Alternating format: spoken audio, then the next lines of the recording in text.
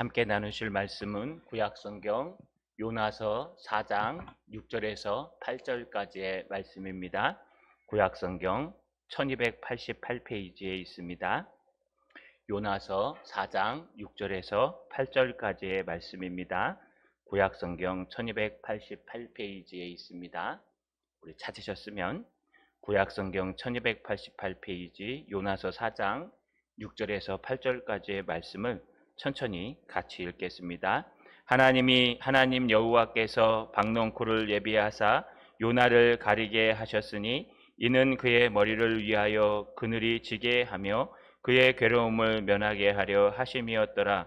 요나가 박농쿨을 말미암아 크게 기뻐하였더니 하나님이 벌레를 예비하사 이튿날 새벽에 그 박농쿨을 갉아먹게 하심에 쉬드니라. 해가 뜰 때에 하나님이 뜨거운 동풍을 예비하셨고 해는 요나의 머리에 쪼임에 요나가 혼미하여 스스로 죽기를 구하여 이르되 사는 것보다 죽는 것이 내게 나으니이다 하니라. 아멘. 우리 손을 들어 하나님 앞에 인사하겠습니다. 여호와 이레의 하나님을 찬양합니다. 좌우로 인사합시다. 하나님이 준비하셨습니다. 여러분, 탈무드에 나오는 이야기입니다. 한 현명한 아버지의 이야기입니다. 어떤 유대인의 부자 아버지가 중병에 걸렸습니다. 그의 아들이 하나밖에 없는 아들이 마침 외국으로 출타 중이었습니다. 이 부자 아버지가 이제 임종을 앞두고 아들을 위해서 유산을 남기기 위해 자기 종을 불렀습니다. 종을 불러서 무엇을 유언했느냐? 모든 것은 종, 네가 갖고 나의 아들에게는 한 가지만 주도록 하여라. 그 한 가지가 뭐냐 하면 네가 원하는 딱 한 가지만 가질 수 있다 라고만 유언을 남기고 나머지 모든 재산은 종에게 주었습니다. 이 종은 신이 났습니다. 그래서 랍비를 찾아가서 공증을 했습니다. 요즘 부동산 공증하듯이 가서 유언장을 공증한 겁니다. 우리 주인의 모든 재산은 다 내가 갖고 아들은 돌아오면 딱 한 가지 원하는 것만 가질 수 있도록 하라고 말씀하셨습니다. 랍비는요, 그것을 확인하고 그 주인이 죽자 그것을 공증했습니다. 드디어 아들이 먼 타국에서 돌아왔습니다. 아버지가 돌아가시면서 하신 유언장을 랍비 앞에서 낭독하게 됐습니다. 모든 재산은 다 종이 가져가고 아들 너는 한 가지 원하는 것만 가져가라. 아마 탈무드에는 등장하지 않지만 이 아들이 굉장히 섭섭했을 겁니다. 그래도 하나밖에 없는 아들인데 나에게 모든 재산은 주고 저 종은 그래도 일평생 섬겼으니까 뭐 얼마라도 딱 띄워주면 될 텐데 아버지가 왜 이렇게 판단하셨을까? 이 아들은요, 섭섭한 마음보다 우리 현명한 아버지께서, 나를 사랑하는 아버지께서 틀림없이 이렇게 하신 이유가 있을 것이다. 묵상하고 또 생각하고 아버지의 뜻을 돌아보았습니다. 그리고 무릎을 탁 치면서 한 가지 결론을 내렸습니다. 그건 뭐냐 하면요, 내가 원하는 건 종, 너다. 이 당시에는요, 종이 가진 것은 다 주인이 갖는 것이었습니다. 그래서 이 종을 아들이 나의 것으로 달라고 하면 종이 갖고 있는 모든 것들은 다 주인의 것이 됩니다. 현명하신 아버지가 왜 이렇게 했을까요? 이때는요, 아들이 돌아와서 죽여버리면 어차피 모든 것이 종의 것이 되기 때문에 이 현명한 아버지께서요, 아들에게 모든 것을 물려주는 방법, 아들의 목숨도 살리고 또 유산도 줄 수 있는 방법이 뭘까? 바로 이 트릭을 써서 아들에게 준 것입니다. 아들이 이 모든 것을 간파하고 아버지의 뜻을 깨닫고 재산을 지켜내고 또 가문을 지켜낼 수 있었다는 탈무드의 이야기입니다. 최근에 돈 많은 분들이 자녀에게 땅과 건물을 물려준다고 합니다. 어떤 부동산에 찾아와가지고요, 이렇게 얘기한답니다. 이걸 내 자식에게 물려주긴 물려주는데 팔지 못하도록 묶어놓을 수는 없습니까? 이게 조건이랍니다. 왜냐하면 그냥 물려주면 우리 자녀들이 이것을 흥청망청 관리하지 못하고 다 쓸까봐 못 쓰도록 만들 수 있는 방법이 없습니까? 그런데 그런 법적인 방법은 없다고 합니다. 우리 인생도 똑같은 것 같습니다. 하나님께서 모든 것을 주실 때에는 거기에 축복도 있지만 때로는 아픔과 여러분 괴로움도 있다는 것을 우리가 꼭 기억하셔야 됩니다. 그러나 중요한 것은 현명하신 아버지께서는 아들이 망하라고 하신 게 아니라 그 뒤에 계시는 현명한 아버지의 뜻을 발견하길 원하는 것입니다. 오늘 요나서 말씀을 통해서 불평하는 요나 두 번째 이야기를 할 텐데요. 오늘 말씀을 통해서 요나같이 불평하는 사람이 아니라 하나님의 뜻을 발견하는 저 여러분 되시기를 주님의 이름으로 간절히 소망합니다. 요나가요 불평하였습니다. 요나의 첫 번째 불평은 뭘까요? 하나님은 너무 자비하시다는 겁니다. 하나님의 자비하심이 너무 커갖고 지쳤습니다. 왜요? 이스라엘 백성들이 그냥 하나님 앞에 백성이면 되는데 이스라엘의 적군인 니느웨 사람까지 용서해 주시고 품는 하나님을 보면서 정말 하나님의 오지랖이 어디까지일까? 하나님의 은혜가 어디까지일까? 요나는 불성실하게 복음을 전했습니다. 요나의 복음의 메시지도 별로 불성실합니다. 그럼에도 불구하고 여러분 하나님은 니느웨 사람들이 회개하고 돌아오자 뜻을 돌이키셔서 재앙을 내리지 아니하셨습니다. 이걸 보고 요나가 화가 난 겁니다. 하나님은 어떻게 그러실 수 있습니까? 그러면서 요나가 2절에 이렇게 얘기했습니다. 주께서는 은혜로우시며 자비로우시며 노하기를 더디하시며 인애가 크시사 뜻을 돌이켜 재앙을 내리지 아니하시는 하나님이신 줄을 내가 이미 알고 있었습니다. 그러니 날 죽여주십시오. 말씀을 얘기하면서요. 그냥 자기가 죽는 게 낫습니다. 라고 한탄하는 겁니다. 이게 뭐냐 하면요. 은혜롭고 자비로우신 하나님 때문에 지쳤다는 얘기입니다.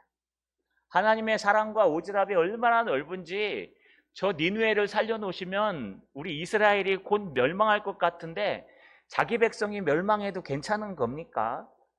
저 니느웨 사람들은 이방인으로서 구원도 없는데 어떻게 아브라함 자손 아닌 사람이 구원을 얻습니까? 어떻게 하나님의 자비하심은 저런 인간들까지도 역사하십니까?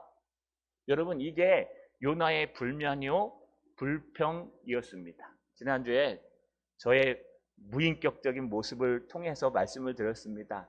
저도 부교육자 때 정말 저주했던 분이 계십니다. 이런 인격을 갖고 어떻게 목회를 하는지 저도 참 신기합니다. 하나님의 은혜밖에는 없습니다. 지금은 그러지 않습니다. 여러분 아무리 부족하고 연약해도 하나님은 그를 돌아보시고 또 돌아보시는 그런 모습을 우리가 지난주에 살펴보았습니다. 여러분 우리가 때로는 이걸 경험하셔야 됩니다. 하나님의 신앙인으로서는요. 여러분 하나님의 무한하신 자비하심 때문에 한번 지쳐보셔야 됩니다. 저처럼 땅바닥에 떨어보셔야 됩니다. 하나님 어떻게 저런 인간까지도 사용하십니까? 하나님 어떻게 저런 사람까지도 벌하지 않고 참으십니까? 하나님의 무한하심 자비하심 때문에요.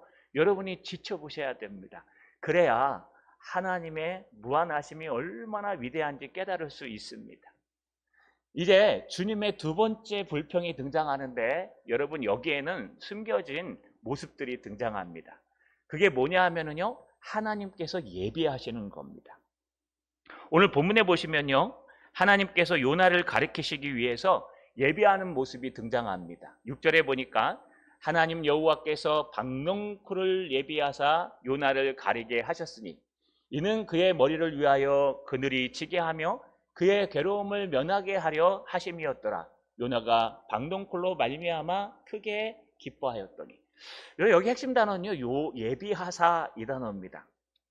이 예비하사란 뜻이 뭘까요? 준비하셨다라는 뜻입니다. 명령어를 사용해서요. 하나님께서 명령하셔서 준비하셨다. 원문으로는요. 마나라는 단어를 씁니다. 이걸 강조형을 써갖고요. 하나님께서 준비하셨다. 우리 뭔가 특별히 준비할 때 뭐라고 합니까? 오늘 하나님께서 특별히 너를 위해 준비했어. 하나님께서 특별히 너를 위해 준비하셨어. 우리 사장님께서 손님을 위해 특별히 준비하라고 하셨어. 우리 목사님께서 우리 선생님을 위해 특별히 준비하라고 하셨어. 우리 집사님께서 특별히 준비하라고 하셨어. 여러분 이렇게 명령해서 특별히 준비하는 걸 히브리어로 마나, 명령하여 예비하다, 준비하다는 뜻입니다. 여러분 하나님께서 오늘 본문 속에 명령해서 준비한 게 세 가지가 등장합니다. 이 마나란 단어가 3개 쓰입니다.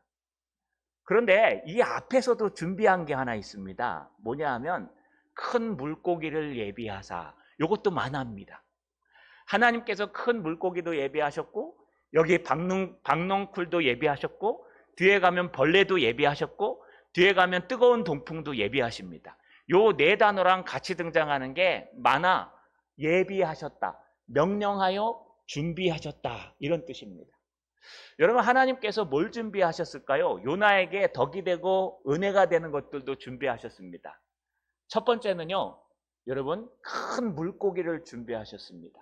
우리 이미 앞에서 본문을 살펴본 일이 있습니다.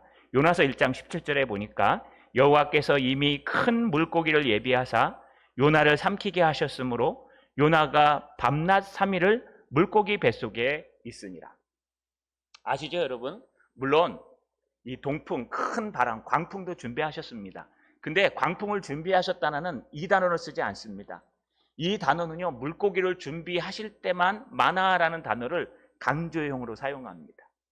하나님의 명령을 여러분 무시하고 다시스로 도망가던 그 배에 하나님이 풍랑을 일으키셨습니다. 그 풍랑을 못 견뎌서 선원들은요, 인신공양처럼 이 요나를 바다에 던져버립니다. 이제 꼼짝없이 바다에 요나는 빠져 죽습니다.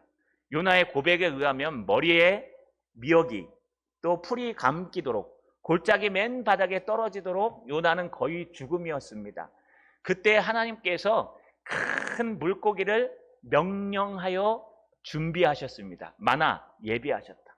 하나님께서 특별히 요나를 위해서 큰 물고기를 명령하여 준비시키시고 물고기를 통하여 요나를 삼키시고 요나가 회개할 때 육지에다 뱉어주셨습니다. 이게 첫 번째 예비하사 마나, 하나님께서 특별히 준비하셨다라는 뜻입니다. 두 번째 특별히 준비한 게 여러분 이 마나가 등장하는 게 오늘 본문입니다. 하나님 여호와께서 박농쿨을 예비하사. 여러분 이 마나 강조형은 이 박농쿨이라는 데 집중되어 있습니다. 박농쿨의 히브리 원문은요 키카온이란 단어를 쓰는데 이게 어떤 식물인지에 대한 정확한 재원은 없습니다. 하지만 중요한 것은요 여러분 이 애굽에서 이런 넝쿨식 박농쿨이 자라는데 그걸 키키라는 이름을 붙여서 쓴답니다. 애굽어로. 그래서 아마 이 키키에서 나온 것으로 보입니다. 중요한 것은요 이게 얼마나 크냐 하면 이 식물이요 이 줄기가 244cm까지 자라고요. 또 넓이가 한 이파리 줄기의 크기가 300cm까지 자라고 이파리 하나의 크기가 30cm 정도 되어서 한 사람의 머리를 충분히 덮어줄 그런 정도 된다고 합니다. 여기 들어오실 때 보면은 저는 늘 연꽃 또는 토란이라고 얘기하는데 또 아카 있습니다. 네, 아카까지만 기억이 납니다. 여러분 이 식물이 있습니다. 저거보다 더 클 것 같아요. 300이니까 막 2m까지 올라가서 지름이 300m, 300cm가 되니까 한 사람의 머리를 가리고도 남을 정도의 그런 박농쿨이고 얼마나 빨리 자라냐 하면요. 그래도 최소한 2, 3일 안에 충분히 자라나는 키키라는 박농쿨 식물을 여기 아마 박농쿨, 카카온이란 단어로 쓰는 것 같습니다. 하나님께서 특별히 요나를 위해서 예비하셨습니다. 왜냐하면요. 요나가 뜻을 굽히지 않고 하나님께서 네가 지금 그렇게 화내는 게 맞아? 네가 저 백성들이 죽어야 되는 게 맞아? 너의 생각이 맞는지 한번 합당한지 돌아보라 라고 얘기할 때 요나가 아무 말도 안 하고요. 동쪽 언덕에 올라가서 이 초막을 짓습니다. 이 초막은 허술한 초막입니다. 초막을 짓고 떼약볕을 피하여 앉아서 이제 저 니느웨 성이 어떻게 되나 보자라고 지켜보고 있는 겁니다. 그때 하나님께서 박농쿨, 카카온을 준비하셔서 갑자기 요나에게 자라게 하시고 그 자란 박농쿨이요 여러분 요나에게 그늘을 가져다 준 겁니다. 요나가 얼마나 좋을까요? 이 박넝쿨의 목적이 있습니다. 6절 중반절에 읽어보시면 요나를 가리게 하셨으니 이는 그의 머리 위하여 그늘이 치게 하며 그의 괴로움을 면하게 하려 하셨음이더라. 요나의 괴로움이 뭘까요? 여러분 뭐 영적인 괴로움도 있겠지만 육적으로 그 떼약볕에 앉아 있다는 겁니다. 메소포타미아 쪽에 있는 이 떼약볕은 이미 여러분 그쪽은 사막화가 이루어져서 지금은 뭐 이란, 이라크, 시리아 요 중간에 있습니다. 그쪽이 여러분 황폐하고 여러분 배곡한 그런 숲들의 땅일까요? 그 당시에는 그랬습니다. 근데 얼마나 고온 건조하냐 하면은요, 엄청난 떼약볕 밑에서 앉아 있으면 일사병이 결질 정도로 떼약볕이었습니다. 그런데 이 고온 건조한 것의 특징이 뭐냐? 그늘에만 딱 들어가면 여러분 금방 거짓말처럼 시원해집니다. 고온 다습한 것은 습기가 많기 때문에 그늘에 들어가도 덥습니다. 근데 고온 건조한 건 습기가 없기 때문에 그늘에만 싹 들어가면 언제 그래나는 듯이 시원합니다. 그래서 우리 아랍 사람들은 이 하나 더 두르고 다니지 않습니까? 뜨거운 여름에 뭘 이렇게 두루마리를 두르고 여러분 겉옷을 갖고 다닙니까? 이 덮고 있으면 더 시원합니다. 왜냐하면 고온 건조하기 때문에. 바로 그런 기후에서 태양볕을 쬐다는 것은요, 거의 살인적인 태양빛입니다. 그러니 주님께서 요나의 그 뜨거운 괴로움을 아시기 때문에, 요나의 그 상처를 아시기 때문에 박넝쿨, 카카오를 준비하셔서 그 박넝쿨이 막 자라게 하셔가지고 여러분 요나에게 그늘을 제공해 주신 겁니다. 얼마나 좋습니까? 우리 하나님은요, 물고기도 준비하십니다. 우리 하나님은요, 박넝쿨도 준비하십니다. 요나의 마음이 어땠을까요? 6절 맨 끝에 보니까 요나가 박넝쿨로 말미암아 크게 기뻐하니라. 여러분 이게 뭐 한글로 표현하니까 이 정도밖에 안 됩니다. 히브리어 원문으로 표현하면요, 크게 기뻐하고 또 기뻐하였더라 이렇게 되어 있습니다. 제가 히브리어에 강조하는 방법을 가르쳐 드렸습니다. 히브리어는요, 강조할 때 수식어를 붙입니다. 매우, 심히 이렇게 하는 깨돌라라는 단어를 붙여서 매우 기뻐하였다라도 해도 됩니다. 이게 1단계 기뻐하는 겁니다. 2단계 기뻐하는 거는요, 똑같은 단어를 반복합니다. 그래서 형태만 바꿔가지고 기뻐하고 기뻐하였다 그러면 엄청나게 기뻐한 겁니다. 그러니까 매우 심히 기뻐한 것보다 더 많이 기뻐한 겁니다.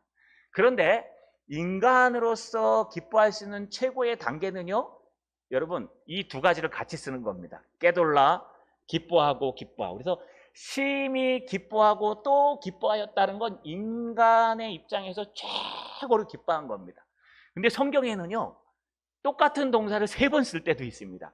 어디에 쓰냐 하면요, 출애굽기나 신명기 가면 틀림없이 죽여라 할 때요, 여러분 무트를 갖다 3번 씁니다. 죽이고 또 죽이고 죽여라. 이거는 무슨 뜻이냐? 인간에게 사용하지 않습니다. 이건 신적 언어입니다. 하나님께서 명령하셨으니 틀림없이 이루어질 것이다 라고 할 때는 똑같은 단어를 3번 써서 강조합니다. 이건 아무데나 등장하지 않고요, 이 율법, 모세의 율법에만 등장합니다. 그거는 우리가 쓰는 단어가 아니라 인간의 입장에서 최고로 강조할 수 있는 방법은 앞에 매우 심히라는 깨돌라랑 기뻐하고 또 기뻐하다라는 걸 반복하는 거, 이 두 가지 조합이요, 최고로 기쁜 상태를 얘기하는 거예요. 지금 그걸 사용하고 있습니다. 요나가 박넝쿨로 말미암아 크게 깨돌라 기뻐하였더라. 이 기뻐하고 또 기뻐하였더라 이런 뜻이. 얼마나 좋겠습니까? 여러분 다 죽었는 줄 알았는데 하나님께서 어떻게 위도 경도 정확히 맞춰갖고 그 자리에 여러분 큰 물고기를 예비하셨을까요? 이제 저 니느웨가 망한다고 앉아있는데 하나님께서 요나야 네가 성내는 게 맞느냐? 예 맞습니다 하고 올라간 거예요. 대답도 안 하고. 근데 하나님께서 박넝쿨을 심어가지고 팍 올라가게 하셔서 그늘을 갖다 쫙 하루 만에 마련해 주셨으니 여러분 이게 하나님이 하신 걸 요나가 깨닫고요, 얼마나 기뻐하는지. 하나님 감사합니다. 내가 그늘 때문에 이렇게 힘든 걸 어떻게 하시고 이렇게까지 준비하셨습니까? 마나 준비하고 또 준비하였더라. 하나님의 준비하심이 얼마나 감사한지 요나는 엄청나게 기뻐하였습니다. 여러분 하나님은 때로는 우리를 이렇게 기쁘게 준비하실 때도 있습니다. 하나님의 준비하심은 우리에게 기쁨이 되고 어떻게 그렇게 정확하게 준비해 주시는지 명확하게 인도해 주시는 하나님의 뚜렷한 은혜를 볼 수가 있습니다. 그런데 오늘 문제는 그게 아닙니다. 이렇게 하나님의 준비하심이 우리에게 기쁨만 될까요? 그렇지 않을 때도 있습니다. 바로 요나를 절망하게 하시는 준비함도 있다는 겁니다. 문제가 된 것은 이제 그 다음 날이었습니다. 오늘 본문에 보시면 요나를 위해서 다음 날 하나님께서 또 준비하신 게 있습니다. 두 가지를 준비하셨는데 7절에 보니까 하나님이 벌레를 예비하사 이튿날 새벽에 그 박농쿨을 갉아먹게 하심에 시드니라. 해가 뜰 때에 하나님이 뜨거운 동풍을 예비하셨고 해는 요나의 머리에 쬐임에. 두 가지를 또 준비하셨는데 하나는 벌레고 또 하나는 뜨거운 동풍이었습니다. 여러분, 이 벌레는 뭘까요? 이 벌레는 이 단어가 이 좀 어려운 단어면 톨라이트란 단어인데 이게 어디에서 쓰였냐 하면은요, 여러분 출애굽 당시 광야에서 이스라엘 백성들이 만나를 갖다가 하루에 한 번쯤, 그리고 마지막 여러분 안식일 전날에는 이틀 먹을 걸 구하라고 했는데 사람들이 염려가 되니까 만나를 갖다 하루 이상 먹을 걸 쌓아놨습니다. 그때 하나님께서 벌레를 보내셔서 그 만나를 썩게 하셨습니다. 그때 보낸 벌레가 이 톨라이트란 단어입니다. 또 성경에 보면은요, 이 톨라이트란 단어가 많이 사용됩니다. 포도 열매를 먹는 벌레를 지칭할 때도 쓰였고요. 공경에 빠진 사람들이 자신을 구더기로 비유할 때도 저는 이 구더기 같은 인생입니다 할 때도 톨라이트란 단어를 씁니다. 이 다른 말로 얘기하면 식물을 갉아먹는 애벌레과의 곤충을 얘기하는데 이 곤충은요, 모든 것을 식욕처럼 빨아먹어서 이 박농쿨의 줄기를 먹는답니다. 그래서 박농쿨의 잎을 먹는 게 아니라 줄기를 먹어서 박농쿨이 시들어서 내려앉도록 하는 겁니다. 이파리를 여러분 옛날에 송충이가 이파리 먹고 산다고 할 때 송충이가 이파리 갉아먹는 거 보셨습니까? 저희는 시골 살 때 송충이가 이파리를 갉아먹는 걸 봤거든요. 예, 정말 잘 갉아먹습니다. 눈에 보일 정도로. 그런데 이파리를 갉아먹으면 이 수 없는 이파리를 어떻게 금방 갉아먹습니까? 하나님은 여러분 이 톨라이트를 보냈는데 이거는 이파리를 갉아먹는 곤충이 아니고요, 줄기를 갉아먹는 곤충입니다. 줄기에 생명줄을 팍 쪄가지고 갉아먹기 때문에 위에 있는 모든 이파들이 다 시들어 버립니다. 이 하나님이 보내신 겁니다. 하나님이 요나를 통해서 박농쿨을 보내셔서 하나님 감사합니다. 나 같은 인간에게도 이렇게 놀라운 은혜를 주시는군요. 내가 심히 기뻐하고 또 기뻐합니다 라고 얘기했는데 하루가 지나지 않아서요, 그 이튿날 해가 뜨기 전 새벽을 얘기합니다. 새벽에 하나님이 톨라이트 이 벌레를 준비하셔가지고 이 벌레를 통해서 뭐합니까? 갉아먹게 하십니다. 이 갉아먹다는 단어는 공격하다, 파괴하다 이런 뜻입니다. 이 애벌레가요, 이 벌레가 가서 그 카카온이라는 큰 식물의 줄기를 갉아먹으니까 어떻게 됩니까? 그 박농쿨이 갉아먹는 바람에 시들어서 죽어버립니다. 그러고 나서 8절에 보니까 해가 뜹니다. 해가 뜰 때에 요까지만 해도 여러분 좀 아이고 그냥 어저께 하나님이 은혜를 주셔가지고 박농쿨이 왔다가 아침에 보니까 그냥 벌레가 먹어서 끝났나 보다 하고 끝나면 돼요. 왜냐하면 박농쿨이 없으면 요나의 괴로움이 있는데 어떤 괴로움이냐? 태양빛을 못 막아내는 겁니다. 그래서 대충 이렇게 옷을 입고 위에 뭐 초막 지었으니까 조금은 막을 거 아닙니까? 그럼 좀 견딜 수 있지 않겠습니까? 박농쿨 없을 때도 건졌으니까. 그런데 하나님이 못 견디도록 또 하나 준비하신 게 있습니다. 해가 뜰 때 하나님이 뜨거운 동풍을 예비하셨고, 두 번째 하나님이 준비하신 건 뜨거운 동풍입니다. 이 뜨거운 동풍도 제가 조사를 한번 해봤습니다. 뜨거운 동풍이 뭘까? 서아시아 대륙에 여러분 뜨거운 동풍이 하나 있는데 이름이 시로코라고 합니다. 시로코. 이 시로코라고 하는 동풍은요, 밤이든 낮이든 그 열기가 한 번 불면 40도에 육박한답니다. 요즘 여러분 뭐 30도, 35도 이래도 막 죽겠죠. 근데 40도가 있고 바람이 좀 이렇게 불면은 시원해야 되는데 뜨거운 바람이 확 들어오면 숨이 확 막히시지 않습니까? 근데 사막에서요, 바람이 안 불면 견딜만 합니다. 그늘에 들어가면 되니까. 그런데 바람이 불면요, 그늘에 들어가 있어도 바람이 확 불어오는데 이게 모래바람이나 뜨거운 바람이면 엄청나게 힘든 겁니다. 여러분, 이 시로코라는 바람이 40도, 보통 40도입니다.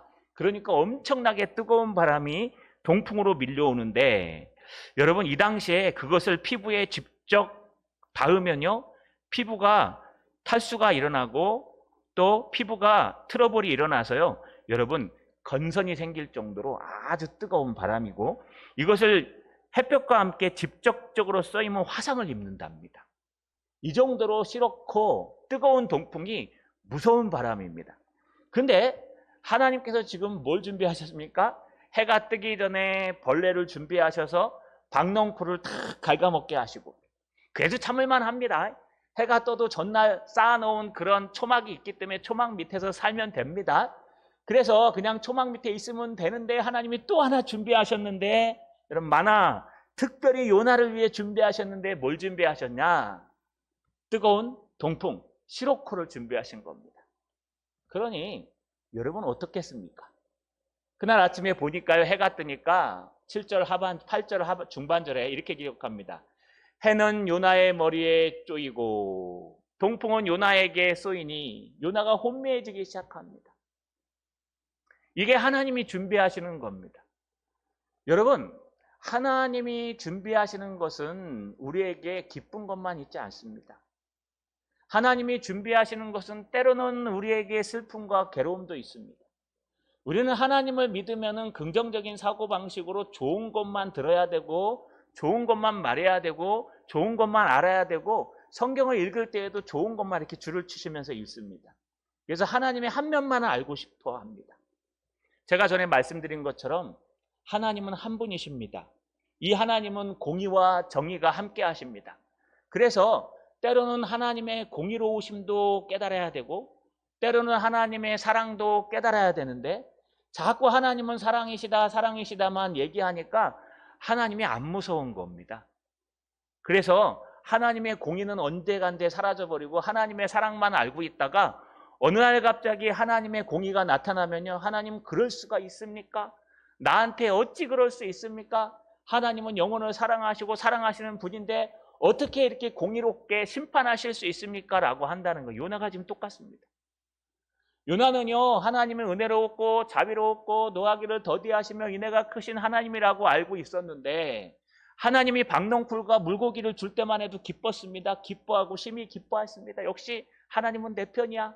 역시 하나님은 나를 축복하셔. 역시 하나님은 나 같은 인간도 좋아하셔. 하나님 역시 대단하셔. 그런데 그 다음날 아침에 일어나 보니까요, 여러분, 그 박넝쿨이 24시간도 안 돼서 싹 사라져버리고, 그 다음에 심지어 해 뜰 때에는요, 동풍, 뜨거운 시로코까지 보내셔갖고 막 앉아있지 못할 정도로 힘들고 어렵게 만드셨다는 겁니다. 이게 하나님의, 여러분, 준비하심입니다. 우리가 요나의 입장에서는요, 때로는 하나님이 섭섭할 때도 있습니다. 하나님 주시려면 좀 제대로 좀 주시죠. 주시려면 하나님이 한 번 주시면 좀 오래 가야 되지 않겠습니까? 이왕 돈도 주려면요, 좀 차고 넘치도록 통장에서 막 영이 많이 찍히도록 주셔야 되지 않겠습니까? 근데 우리 하나님은요, 꼭 그렇게 안 주세요. 그냥 가뜩이나 좀 쓰면 사라지도록 주십니다. 건강도 좀 튼튼해갖고, 뭐 100세, 예수 믿으면 100세, 150세까지 산다, 막 그런 걸 보여주시고 막 그래야 되는데, 예수 믿는 사람들이 여러분 일찍 갈 때도 있습니다. 우리 하나님은요, 우리에게 한 번 주신 걸 좀 오래도록 사용하도록 주셔야 되는데, 그냥 주시고 나서 좀 지나면요, 유지도 못해갖고 뭐 버리기도 하고 또 안 좋은 소식이 들려오기도 하고 막 여러 가지 일들을 하십니다. 그 하나님이 안 주신 걸까요? 여러분, 이것도 하나님이 주신 것이요, 저것도 하나님이 주신 것입니다. 하나님은 변함없으신 분입니다. 그래서 하나님은요, 우리처럼 변덕이 죽을 듯해서 이랬다가 저랬다가 하지 않습니다. 하나님은요, 모든 하나님의 계획과 뜻이 있으셔서 때로는 우리에게 물고기와 박넝쿨처럼 우리가 보기에 너무 기쁜 것도 주시고, 때로는 우리가 도저히 이해되지 않을 정도로 여러분 벌레와 뜨거운 동풍 시로코도 하나님이 주셨다는 거예요.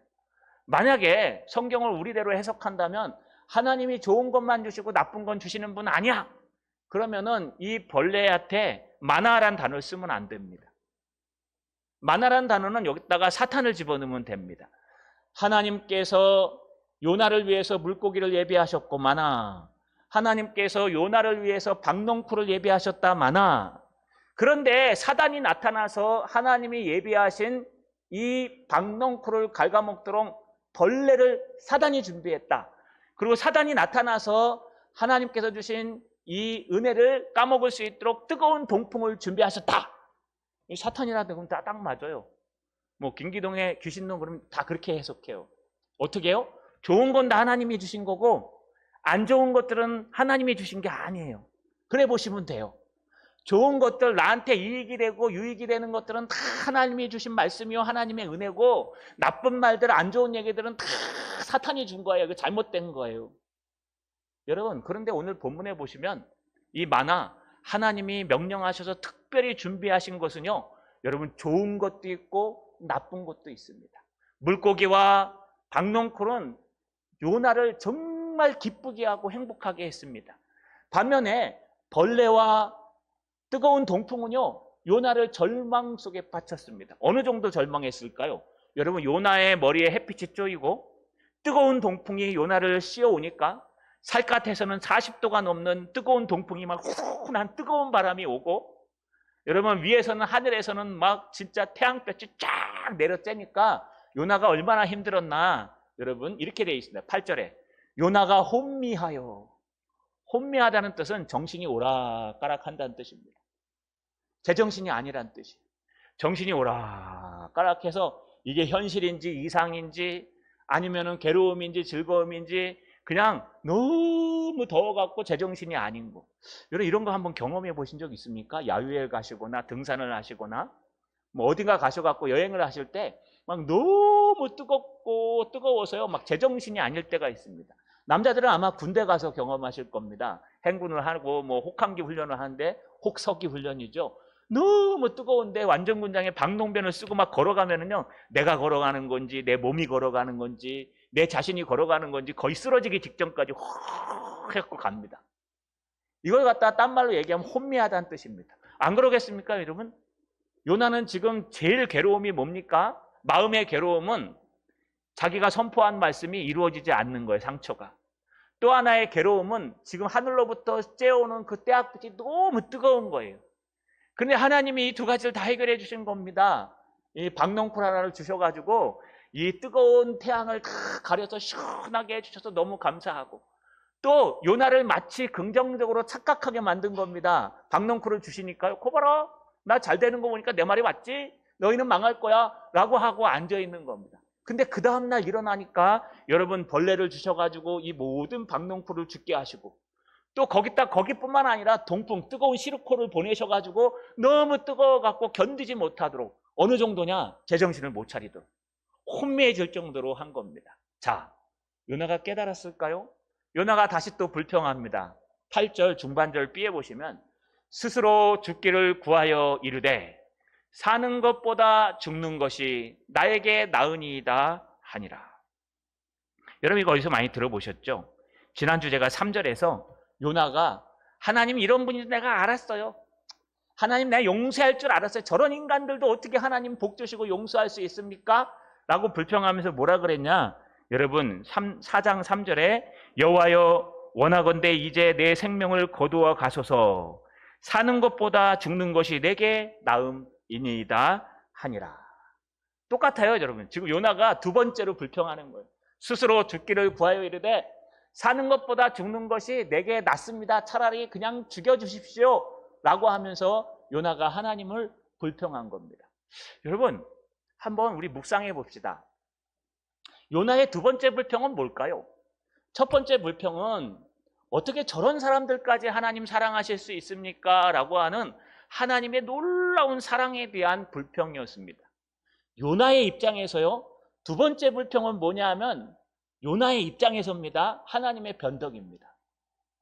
아니 하나님 나를 위해서 언제는 사랑하신다고 물고기도 준비하시고 박농풀도 준비하셨잖아요. 그런데 채 하루도 지나지 않아서 어떻게 벌레가 와서 저 박농풀을 먹어버리고 또 심지어 더 심하게 전날보다 더 심하게 나를 괴롭게 하는 뜨거운 시루코 동풍까지 불게 하십니까? 이건 아니지 않습니까, 하나님? 하나님이시라면 최소한 나에게 좋은 것들을 준비해 주셔야지. 어떻게 벌레 같은 것들, 어떻게 때로는 저 동풍 같은 것들을 준비하셔가지고 저를 괴롭게 하시고 혼미하게 하시고 이렇게 어렵게 하십니까? 이게 하나님 맞습니까? 하나님 그렇게 변덕쟁입니까? 하나님 이랬다 저랬다 합니까? 뭐 엎어지듯 쓰러지듯 여러분 호떡을 뒤집듯이 이렇게 뒤집었다 저렇게 뒤집었다 이게 하나님이십니까? 여러분 하나님 그런 분일까요? 아니요. 요나가 그런 사람인 거예요. 우리 하나님은 동풍을 준비하실 때, 폭풍을 준비하실 때도, 또 물고기를 준비하실 때도, 박농쿨을 준비하실 때도, 또 벌레를 준비하실 때도, 뜨거운 동풍을 준비하실 때도 한 하나님이십니다. 그 하나님이 다 하신 거예요. 여러분 다음 주에 설교하겠지만 왜 했을까요? 바로 하나님의 사랑을 가르쳐주기 위해서, 하나님의 뜻을 가르쳐주기 위해서 하나님은요 이런 모든 것들을 준비하신다는 겁니다. 우리 여기 두 가지 기가 막힌 걸 깨닫습니다. 하나님이 얼마나 우리를 교육하고 가르치고 깨닫게 하시기를 원하시냐 하면 벌레 같은 것, 카카온, 벌레 같은 것, 이 벌레, 톰라이트라 그랬죠. 이 벌레를 준비하셨다는 겁니다. 벌레가 눈에 안 보일 정도로 작습니다, 여러분. 이 사소한 버러지 하나, 병균 하나까지도 하나님은 움직이시는 분이십니다. 또 하나님은 우리를 깨닫게 하시기 위해서 큰 물고기, 아니 그거보다 더 큰 게 시로코, 동풍을 준비해, 뜨거운 동풍도 준비하십니다. 더 중요한 건 이 모든 것을 준비하시는 하나님은 한 분이시라는 겁니다. 그 하나님은 변덕이 아니라 준비하시는 겁니다. 하나님의 이 세심하신 준비가 때로는 우리를 지치게 할 때가 있어요. 하나님의 이 세심하신 준비가 때로는 우리를 헷갈리게 할 때가 있어요. 그냥 저도 그랬으면 좋겠어요. 잘하면 축복, 못하면 저주, 잘하면 하나님의 은혜, 못하면 야단치는 거, 막 이런 게 막 왔으면 좋겠어요. 그러면 명확하잖아요. 막 예배에 참석하면 하나님이 집에 딱 돌아가는 순간 통장에 돈을 2배로 꽂아주신 거야. 똥동! 이자를 받아서 2배가 되었습니다. 예배 드리고 집에 딱 가는 그 순간 주일날 그 순간에 하나님이 건강검진이 아주 좋게 나오게 해요. 띵동! 압이 사라졌습니다. 얼마나 좋겠습니까? 요나와 똑같을 거예요. 심히 기뻐하고 또 기뻐하였더라.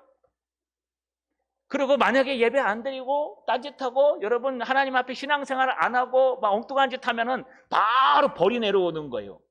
갑자기 띵동 통장에 잔고가 빵입니다. 띵동 건강검진 갔더니 암이 전 몸으로 퍼졌습니다. 여러분 이러면 우리가 신앙생활 얼마나 잘할까요? 무서워서. 정말 무서워서. 여러분 초창기에는요 하나님이 신앙생활 잘하라고 처음에는 막 역사가 막 일어납니다.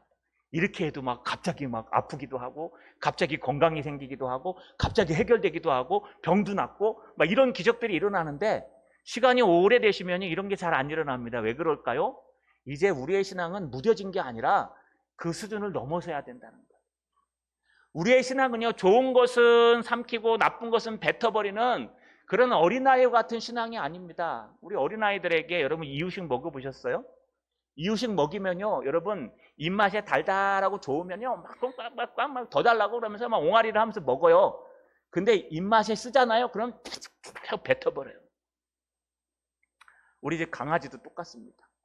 옆에 와갖고요 막 꼬리치고 있다가 고구마 있죠, 고구마 요즘 좋은 거 하나 사가지고 삶아서 먹는데 고구마를 입에서 탁 떼어갖고 뭐 줬어요. 그랬더니 입에 탁 넣었더니 막 뱉어요. 근데 고기를 먹지 않습니까? 미역국에 들어간 고기가 있으면 옆에서 확 쳐다봐요. 그래서 고기 갖다 쏙 좀 확 먹어요. 고기 있을 때 밥을 주잖아요. 그럼 밥 뱉어요. 안 먹고. 이게 강아지도 그래요. 짐승도 그렇습니다. 그런데 우리는 짐승처럼 살아가지도 않습니까? 내 입에 달면은 삼키고 내 입에 쓰면은 뱉어버리고 나한테 좋으면은 하나님의 은혜요, 나한테 싫으면은 하나님의 저주요. 하나님의 은혜가 임하면 감사합니다. 하나님의 여러분 저렇게 똑같은 하나님께서 또 다른 걸 주시면 어떻게 하나님 나한테 그럴 수 있으십니까? 한 번 주셨으면 끝까지 지켜주시든지 어떻게 하루 저녁에 싹 뺏어갈 수가 있습니까? 한 번 주시면 끝까지 유지해 줄수록 있듯이 어떻게 하루아침에 싹 빼내갖고 가져갈 수 있습니까? 이게 하나님입니까? 요나 입장에서 하나님은요 변덕쟁인 거예요. 근데 왜 그럴까요, 여러분? 한번 곰곰이 생각해 보세요. 요나가 잘못됐습니까? 하나님이 잘못됐습니까? 하나님이 잘못되셨죠. 좋은 것만 주셔야지 어떻게 벌레 같은 걸 주시고 어떻게 뜨거운 동풍 같은 걸 보내주십니까? 이게 하나님 보낸 거 아니에요. 이거 사탄이 보낸 거예요. 아니요. 마나, 피해령. 하나님이 특별히 너를 위해 준비하신 거야. 우리의 신앙은요, 하나님을 바라보라는 거예요. 그런 일이 있을 때 뭘 바라봐야 되냐? 하나님을 바라보라는 거예요. 하나님께서 왜 너에게 물고기와 박농풀과 벌레와 동풍을 준비하시는지 아냐? 하나님의 변덕이 아니라 너에게 뭔가 깨닫게 하기 위해서. 저 니느웨에 있는 영혼이 얼마나 소중한 사람들인지 깨닫게 하기 위해서. 하나님의 사랑이 얼마나 넓은지 깨닫게 하기 위해서. 너같이 불성실하고 너같이 못되고 여같이 잘못된 목회자, 선지자임에도 불구하고 하나님은 그런 것들을 특별히 준비하고 특별히 준비하셔서 시청각 효과를 통해서 요나를 깨닫게 하시려고 주신 것이란 겁니다. 여러분, 우리 신앙이 넓어져야 됩니다. 우리 신앙이 박농풀과 물고기를 줄 때 하나님 감사합니다. 하나님의 은혜 너무 기쁩니다. 때로는 하나님께서 벌레와 동풍을 준비하셔도 하나님 감사합니다. 나에게 뭐 때문에 이런 어려움들을 허락하셨습니까? 나에게 뭐 때문에 이런 벌레와 동풍들을 허락하셨습니까? 하나님의 뜻이 어디 있습니까? 하나님이 맞으십니다 라고 얘기하면 하나님의 뜻을 발견할 텐데 우리는 그렇게 하지 않아요. 달면은 삼키고 쓰면은 뱉습니다. 좋은 것 주시면 감사하다고 했다가 금방 어려움이 생기면 언제 그랬나는 듯이 하나님을 버려요. 하나님이 이것 주고 저것 주고 저것 주면 그냥 봐라 하나님이 주셨다 얼마나 감사하냐 떠들고 다니면서 자랑하고 막 합니다. 그러다가 하나님이 그거 조금만 뺏어가시고 조금만 집에 어려움 생기면요, 하나님 그러실 수가 있습니까? 어떻게 저한테 그러실 수가 있습니까? 하나님 이게 말이나 됩니까? 여러분만 그러냐? 저도 그래요. 목사인데도 그래요, 여러분. 그런데 그럴 때 우리가 꼭 기억해야 될 것이 있습니다. 하나님은 변하지 않으십니다. 이게 기준이에요. 여러분, 어려움이 생기고 답답함이 생기면 딱 하나만 기억하세요. 하나님은 변하지 않으신다. 하나님은 올바르시다. 하나님이 맞다. 내가 틀렸다. 하나님이 맞다. 내가 틀렸다. 이게 답이에요. 그래야 하나님의 뜻이 발견돼요. 그래야 문제가 풀려요. 그래야 그때부터 모든 게 해결되고 하나님이 얼마든지 풀어줄 수 있습니다. 그런데 우리는 우리 입장에서, 우리 생각에서 하나님은 똑같은 마음으로 예배하고 준비하시는데 우리는 그걸 가지고 때로는 하나님을 기뻐했다가 때로는 하나님을 원망했다가 주님 이렇게 사니 차라리 죽여주십시오. 주님 이렇게 사니 차라리 끝내겠습니다. 하고 있지는 않습니까? 여러분, 말씀을 마치겠습니다. 현명하신 아버지도요, 아들을 위해서 재산을 바로 주지 않습니다. 돌아온 아들에게 재산을 바로 인계하면은요, 아마 그 종이 아들을 죽이고 차지할 겁니다. 그렇기 때문에 한 단계 걸러서 아들이 섭섭할 정도로 모든 것 다 아들이 종에게 가져가서 재산만큼만 하나만 아들이 원하는 거 가져라 하고 생각하게 하십니다. 우리 하나님도 똑같습니다. 인간의 아버지도 이 정도인데 하물며 하나님은 어느 정도일까요? 하나님은요, 모든 것을 준비하십니다. 좋은 것도 준비하지만 안 좋은 것도 준비하셨습니다. 그래서 우리는 하나님이 기뻐하고 즐거워할 땐 감사하고 어렵고 힘든 일이 생길 때는 왜 하나님이 이런 것을 주셨을까 한 번쯤 돌아보셔야 됩니다. 그러면 하나님의 뜻을 발견할 수 있습니다. 여러분, 하나님은 늘 준비하시는 분입니다. 이번 한 주간 동안 이 설교를 준비하면서 정말 기억에 남고 은혜가 되는 찬양이 있습니다. 우리 청년부에서 들었고 우리 오후 예배 찬양에서도 많이 들었습니다. 여러분, 비준비하시니란 찬양이 있습니다. 이게 원래 비를 준비하신다. 하나님은 이 가뭄에 쌓인 이스라엘을 위해서 비를 준비하신다는 찬양인데, 여러분 이 찬양이 비를 준비하시니가 아니라 비준비하시니 이렇게 되어 있습니다. 우리 주는 위대하시며 능력이 많으시도다. 그의 지혜 무궁하며 인자는 영원하도다. 상한 자들을 고치시며 상처를 싸매시도다.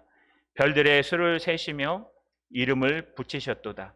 그가 구름으로 하늘을 덮으시며 땅을 위하여 비를 준비하시니 예루살렘아 여호와를 찬송할지어다. 내 하나님을 감사함으로 그 앞에 나가며 주 임재 앞에 경배해. 들어보셨죠? 오후 예배 때 찬양하신 것. 우리 청년들은 청년 때 찬양했습니다. 우리 가사를 생각하면서 우리 함께 찬양합시다.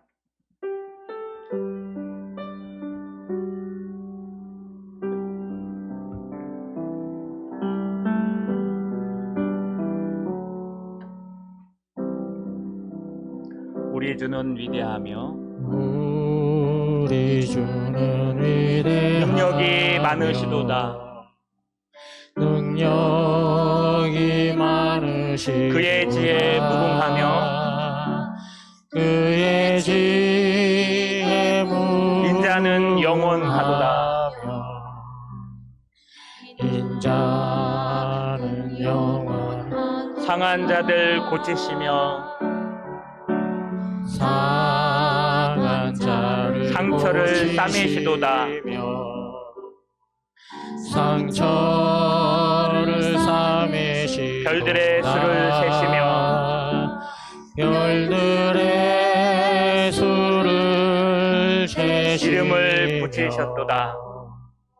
이름을 붙이셨도다. 그가 구름으로 하늘을 덮으시며 그가 구름으로 하늘을 덮으시며 땅을 위하여 비 준비하시니 예루살렘아 여호와를 찬송할지어다. 예루살렘아 여호와를 찬송할지어다.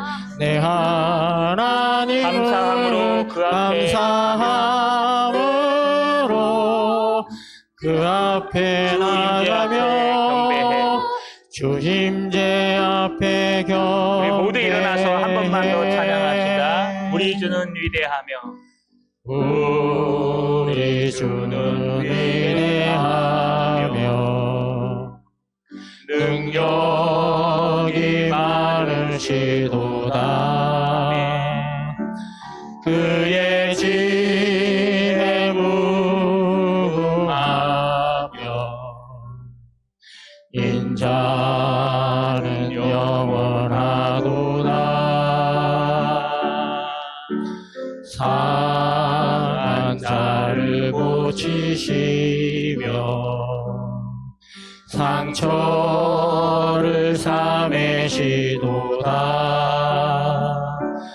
별들의 수를 세시며 이름을 붙이셨도다. 그가 구름으로 하늘을 덮으시며 땅을 위하여 비 준비하시니 예루살렘아 여호와를 찬송할지어다. 내 하나님을 감사함으로 그 앞에 나가며 주 임재 앞에 경배해. 예루살렘아 예루살렘아 여호와를 찬송할지어다. 내 하나님을 감사하며